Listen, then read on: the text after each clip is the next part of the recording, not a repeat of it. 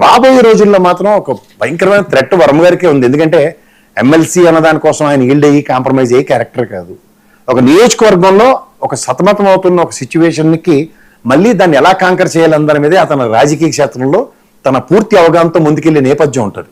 So ఇవాళ ఏమవుతుంది, hypothetical ఈక్వేషన్స్లో రేపు పొద్దున వర్మ గారికే టికెట్ ఇవ్వకుండా మళ్ళీ పవన్ కళ్యాణ్ గారు అన్నప్పుడు ఆయన చేవా చొరవతో ఇండిపెండెంట్గా నిలబడ్డాడు అనుకోండి, గెలిచిన నెలకు తెలుగుదేశం సపోర్ట్ చేస్తానంటే ఎన్నిసార్లు చూడలేదు. కొన్ని వందల ఇన్సిడెంట్స్ ఉన్నాయి తెలుగుదేశం బీఫాములు 3వ కంటికి తెలియకుండా ఇచ్చిన ఉదంతాలు.